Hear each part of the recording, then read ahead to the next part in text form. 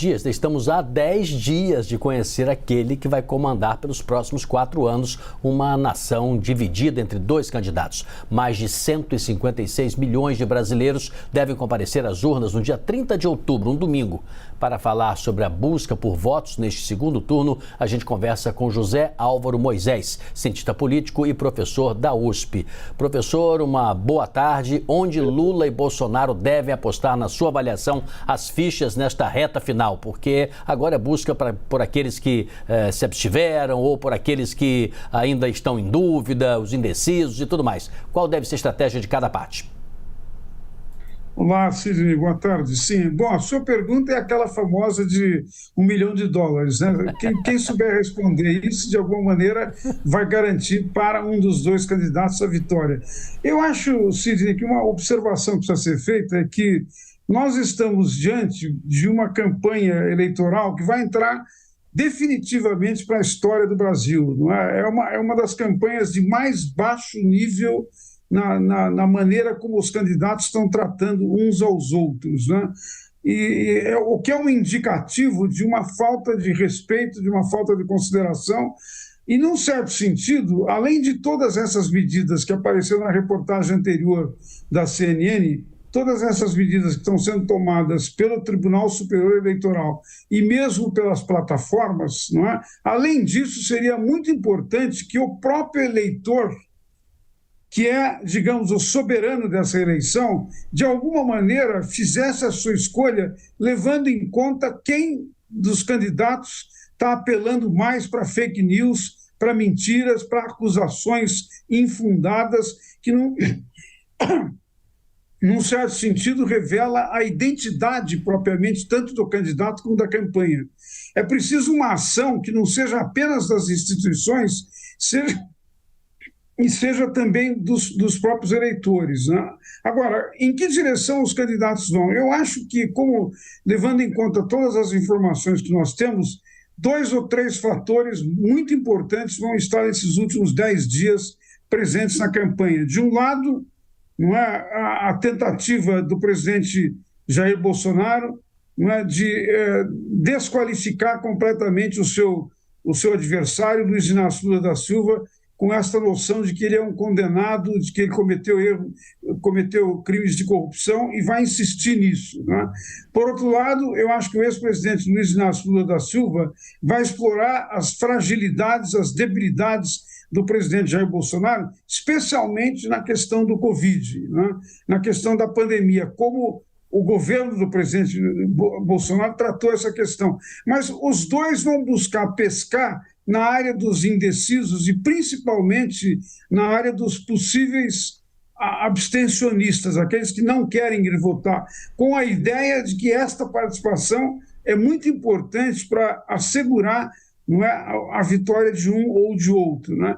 Eu acho que nós estamos fadados, nós os eleitores, nós que estamos observando, a uma campanha que vai, nesses próximos 10 dias, acentuar digamos, essas noções muito negativas do ponto de vista do debate. Quer dizer, eu acho que o Brasil, que é uma sociedade complexa, difícil, desigual, nós estamos num momento muito delicado e nós merecemos, nós, os eleitores, a sociedade, que os candidatos que querem governar o país fossem minimamente mais capazes de apresentar que futuro eles preveem para nós, que futuro eles estão planejando e quais serão as suas medidas para enfrentar os grandes desafios, principalmente retomada da economia, melhorar a renda do brasileiro, enfrentar o desemprego, mas também as desigualdades. São essas as questões fundamentais, né?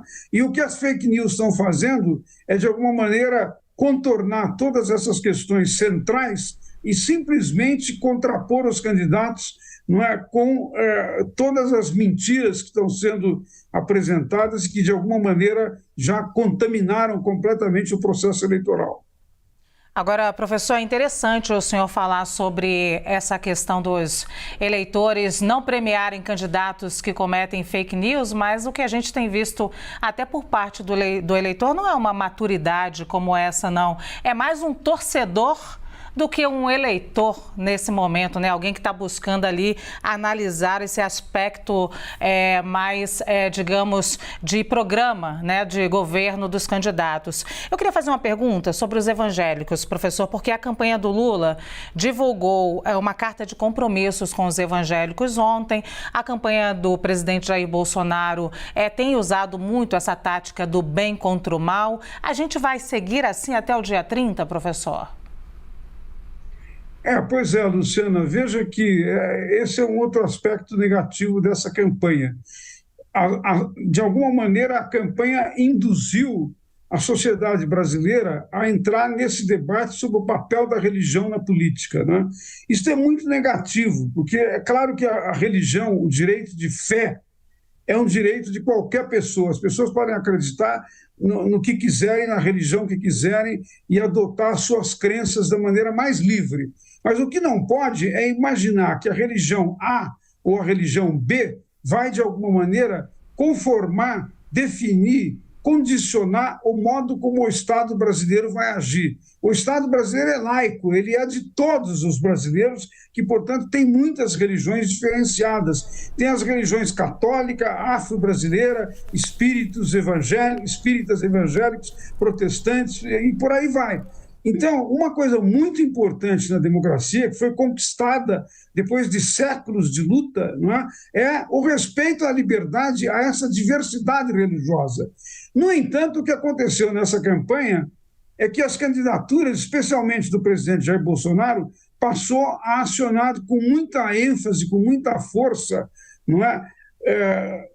a influência da religião, não tanto como os eleitores podendo escolher sendo desta ou daquela religião, mas de alguma maneira condicionando como se a religião pudesse dar uma versão do que deve ser a política e do que deve ser o Estado, né? A partir daí, também o ex-presidente Luiz Inácio Lula da Silva passou de alguma maneira, a responder a essa movimentação, a essas iniciativas, e nós vimos agora essa carta dirigida aos evangélicos. Quer dizer, veja bem, o que está em jogo aqui é a necessidade que os candidatos estão vendo, nesse caso do Lula, não é?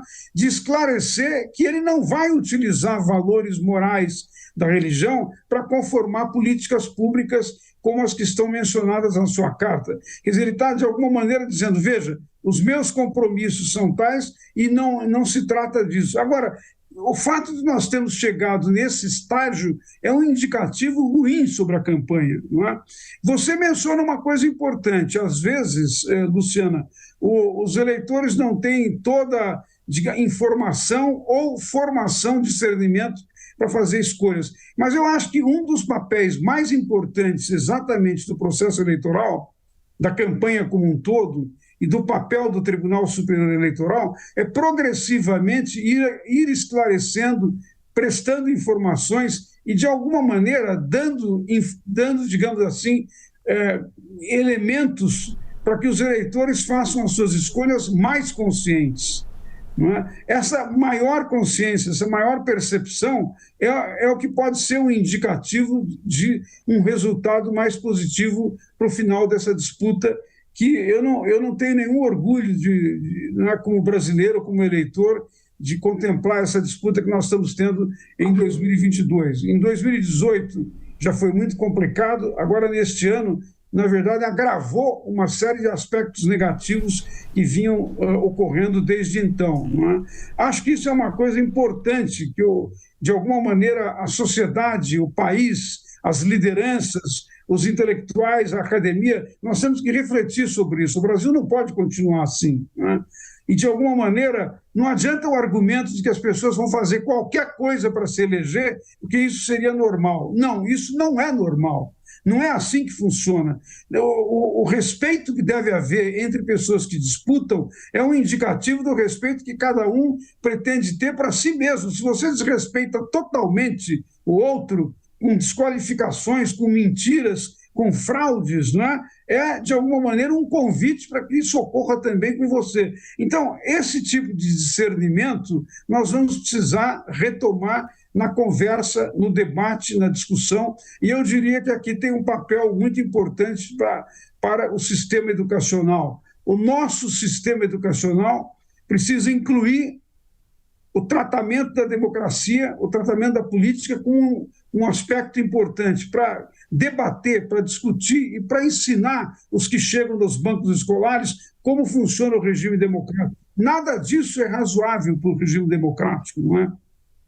Estamos todos na torcida para que isso aconteça. Muito obrigada, professor José Álvaro Moisés, cientista político, professor da USP. Muito obrigado.